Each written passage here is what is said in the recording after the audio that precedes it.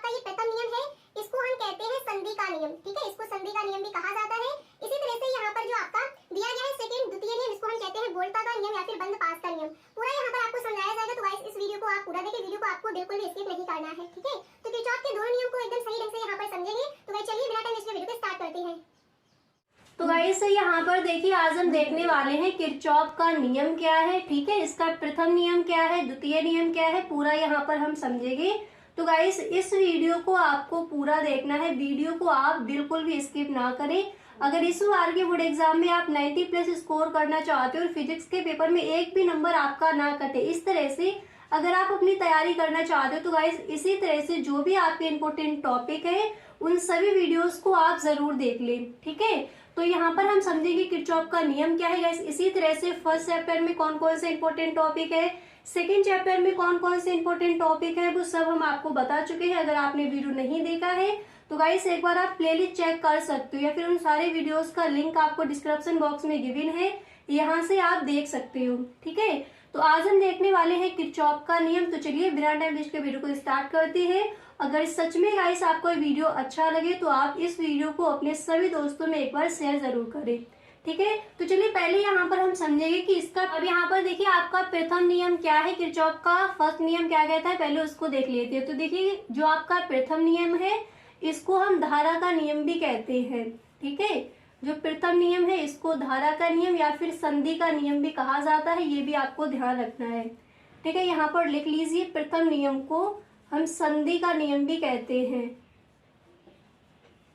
ठीक है, अब यहाँ पर देखिए ये जो आपका प्रथम नियम दिया गया है इसमें कौन कौन सी चीजें हैं जो आपको समझनी है। देखिए इसको देख लीजिए। पहले आप लिखोगे किसी परिपथ में किसी संधि पर मिलने वाली समस्त धाराओं का बीजगणितीय योग शून्य होता है। तो किरचॉफ का जो आपका प्रथम नियम है वो क्या कहता है कि किसी परिपथ में, यानी कोई आपका परिपथ है तो किसी परिपथ में, संधि का मतलब होता है जोड़। ठीक है, संधि का मतलब जोड़ या फिर योग। तो किसी परिपथ में किसी संधि पर मिलने वाली समस्त धारा, ये आपकी धारा दी गई I1 I2 I3 I4। ठीक है, तो किसी परिपथ में किसी संधि पर मिलने वाली समस्त धाराओं का जो आपका बीजगणितीय योग है वो कैसा होता है, शून्य होता है। यही आपका किरचॉफ का प्रथम नियम है, यानी इसी को हम संधि का नियम या फिर धारा का नियम कहते हैं। ठीक है, तो सही ढंग से समझ आ गया, एक बार दोबारा से देख लीजिए। आप लिखोगे कि किसी परिपथ में, कोई आपका ये परिपथ या फिर तार है, किसी परिपथ में किसी संधि पर मिलने वाली समस्त धाराओं का जो बीजगणितीय योग है वो कैसा होता है, शून्य होता है। यही आपका प्रथम नियम है। ठीक है, तो यहाँ पर आप इस तरह से लिख सकते हो कि सिग्मा I बराबर 0। किसी परिपथ में किसी संधि पर मिलने वाली समस्त धाराओं का बीजगणितीय योग कैसा होता है, शून्य होता है। तो सिग्मा I बराबर क्या हो जाएगा, 0 हो जाएगा। तो इसको हम इस तरह से भी लिख सकते हैं कि सिग्मा I इनपुट बराबर सिग्मा I आउटपुट। ठीक है, यानी जो आपकी बीजगणितीय जो यहाँ पर जो दी गई है इनका सबका योग कैसा होता है, शून्य होता है। ठीक है, यही आपको प्रथम नियम में बताया गया है। अब देखिए धारा चाहे आपकी अंदर की साइड हो या फिर बाहर से गई हो, इन सबका जो योग है वो कैसा होगा, शून्य होगा। अब यहाँ पर देखिए ये जो आपकी धारा है इधर जा रही है, ये जो धारा आपकी इधर से जा रही है, तो इसका जो बीजगणितीय योग है वो शून्य होगा। चाहे वो धारा बाहर से आई हो या फिर अंदर से, इनका जो बीजगणितीय योग है वो कैसा होता है, शून्य होता है। यही आपका किरचॉफ का प्रथम नियम है। आई होप सही ढंग से आपको समझ आ गया होगा। ठीक है, तो सिग्मा I बराबर 0 हो जाएगा। तो यहाँ पर इसलिए यहाँ पर लिख दिया है कि सिग्मा इनपुट बराबर सिग्मा आउटपुट, यानी चाहे बाहर से धारा आई हो या फिर अंदर से, ये कैसे होंगी, बराबर होंगी। तो यहाँ पर देखिए आप इस तरह से लिख सकते हो कि I1 प्लस I2 बराबर I3 plus I4 plus I5। यही आपका हो जाएगा किरचॉफ का प्रथम नियम। अब यहाँ पर एक बार दोबारा से समझ लीजिए, जैसे आपकी कोई यहाँ पर ये बड़ा सा कोई पात्र है। ठीक है, और मान लीजिए इसमें ये आपका पानी दिया गया है। तो अगर यहाँ पर तीन चीजों में कोई भी चीज यहाँ पर दी गई, तीन चीजों में अगर ये बाहर निकलेगी तो ये बराबर ही तो निकलेगी। यही यहाँ पर ये आपका बताया गया है कि किसी परिपथ में किसी संधि पर मिलने वाली समस्त धाराओं को, यानी कोई भी धारा आपकी है, समस्त धाराओं का योग कैसा होता है, शून्य होता है। और इसको हम इस तरह से लिखेंगे कि I1 प्लस I2 बराबर I3 plus I4 plus I5।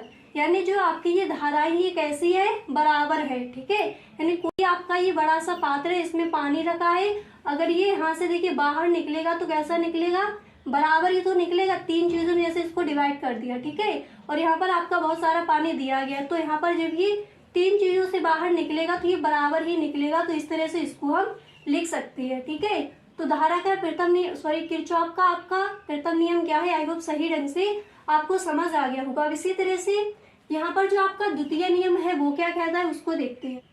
ठीक है, तो किरचॉफ का जो प्रथम नियम क्या है आपने समझ लिया। अब इसी तरह से यहाँ पर देख लीजिए इसका द्वितीय नियम क्या है।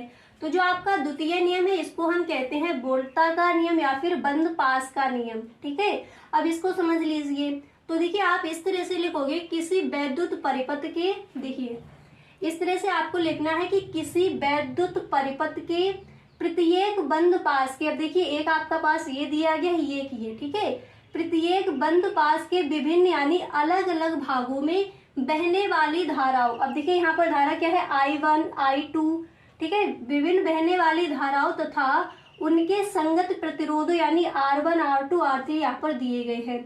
संगत प्रतिरोधों के गुणनफल का बीजगणितीय योग उस पास में लगे वैद्युत वाहक बलों के बीजगणितीय योग के बराबर होता है। ठीक है, तो आप किस तरह से लिखोगे, किसी वैद्युत परिपथ के, कोई आपका वैद्युत परिपथ यहाँ पर दिया गया है, किसी वैद्युत परिपथ के बंद पास के विभिन्न यानी अलग अलग भागों में बहने वाली धारा, यहाँ पर देखिए I1 ये आपके दिए हैं, I1 I2 ये आपकी धाराएं हैं।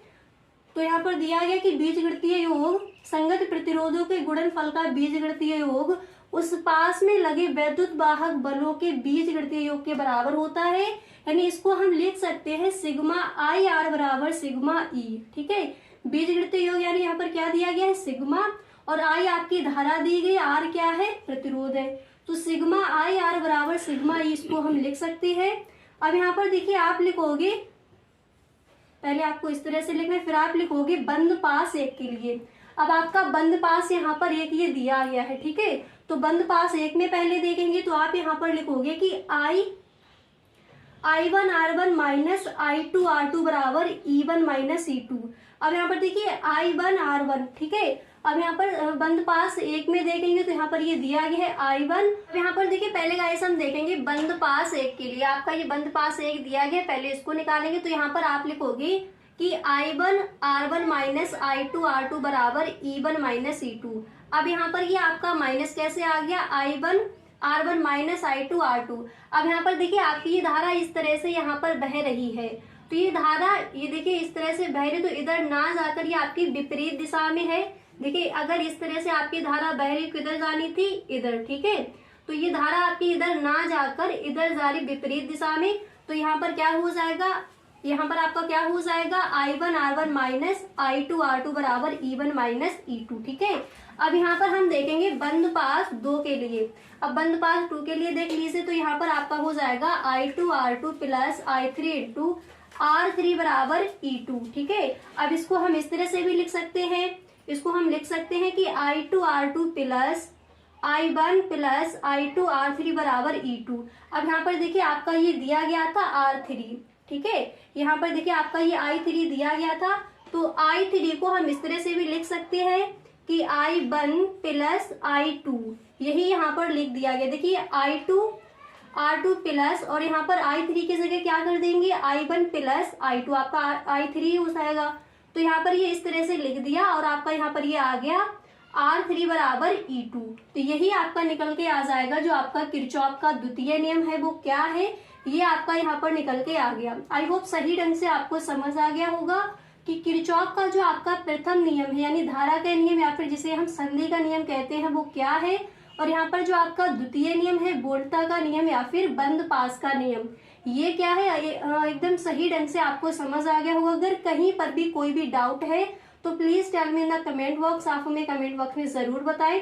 तो एक बार दोबारा से देख लीजिए, जो आपका प्रथम नियम है वो कहता है कि किसी परिपथ में किसी संधि पर मिलने वाली जो आपकी समस्त धाराएं हैं इनका बीजगणितीय योग कैसा होता है, शून्य होता है। ठीक है, इसको हम लिख सकते हैं सिग्मा आई बराबर 0। इसी तरह से आपका द्वितीय नियम यहाँ पर इस तरह से दिया गया था, किसी वैद्युत परिपथ के प्रत्येक बंद पास के लिए विभिन्न भागों में बहने वाली धाराओं उनके संगत प्रतिरोधों के गुणनफल का जो आपका बीजगणितीय योग उस पास में लगे वैद्युत वाहक बलों के बीजगणितीय योग के बराबर होता है। ठीक है, तो आई होप सही ढंग से आपको क्लियर हो गया होगा। अब इसी तरह से आपका जो नेक्स्ट टॉपिक है वो आपको कौन सा तैयार करना है वो हम देखेंगे नेक्स्ट वीडियो में। गाइस अगर सच में आपको ये वीडियो अच्छा लगा है तो please tell me in the comment box, आप हमें कमेंट बॉक्स में जरूर बताएं। Okay, thank you so much.